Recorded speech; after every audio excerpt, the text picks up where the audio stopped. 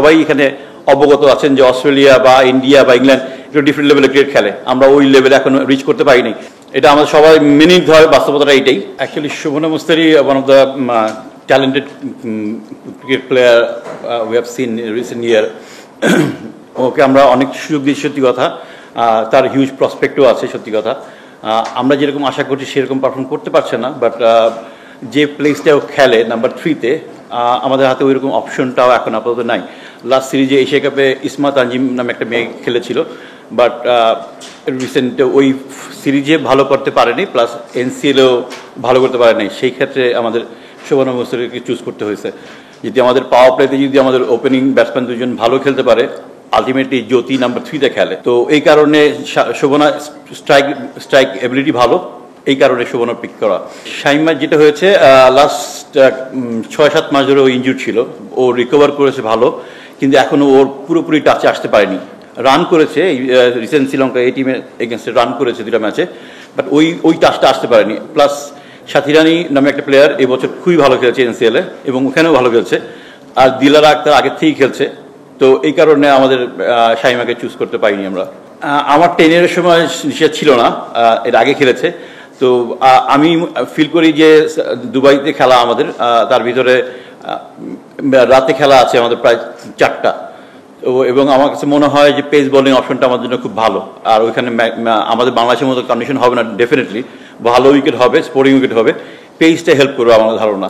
এই কারণেই আমরা 3টা পেসার নিয়েছি।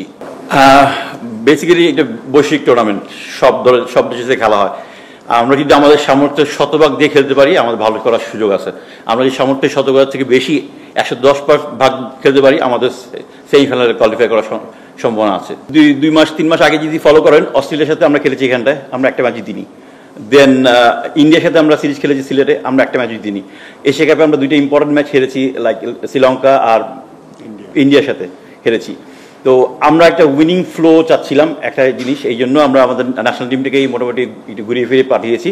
প্লাস আমার কাছে মনে হয়েছে যে এখানে প্র্যাকটিস ক্যাম্প করার থেকে আননোন অপোনেন্টের সাথে খেলাটা ওদের জন্য আরেকটু বেটার হবে, এবং উইনিং টোনটায় ফিরে আসাটা খুব জরুরি আমাদের জন্য, অপোনেন্ট যেই হোক। রুমানাকে আমরা এশিয়া কাপে নিয়েছিলাম মিডল অর্ডার ব্যাটসম্যান হিসেবে বেসিক্যালি, কিন্তু সে ভালো পারফর্ম করতে পারেনি। প্লাস এই মুহূর্তে আমার কাছে মনে হচ্ছে যে ধরনের ব্যাটিং সে করে টি20 সাথে আপাতত যাচ্ছে না। এই কারণে আমরা একটু চিন্তা ভাবনা একটু ডিফারেন্ট ওয়েতে করেছি। এখানে ওর জায়গায় একটা নতুন প্লেয়ার আসে তাজ নিহার, সে ভালো স্ট্রাইকার, তো আমার কাছে মনে হয় মিডল অর্ডারেও একটা ভালো সাপোর্ট দিতে পারবে। এটা অ্যাকচুয়ালি এক্সপেকটেশনের ব্যাপার না, আপনি দেখতে হবে কার সাথে খেলছি। আমরা পাকিস্তানের সাথে খেলেছি, ইন্ডিয়ার সাথে খেলেছি, ইন্ডিয়ার সাথে আমরা টাই করেছি ওয়ানডে সিরিজ, তো আর তারপরে আমরা খেললাম হচ্ছে কি অস্ট্রেলিয়ার সাথে। এখানটায় আমাদের সাথে আমার মনে হয় সবাই এখানে অবগত আছেন যে অস্ট্রেলিয়া বা ইন্ডিয়া বা ইংল্যান্ড একটু ডিফারেন্ট লেভেলে ক্রিকেট খেলে, আমরা ওই লেভেলে এখনো রিচ করতে পারিনি, উইচ ইজ ভেরি ট্রু। এটা আমাদের সবাই মেনে নিতে হয়, বাস্তবতাটা এইটাই।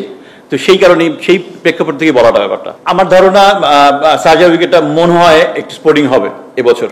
আমরা 2022 সালে আমি আন্ডার-19 ওয়ার্ল্ড কাপের সময় দেখেছি উইকেট একটু স্লো অ্যান্ড লো, বাট আমার কাছে মনে হয় এটা চেঞ্জ হবে। That is our job to make him understand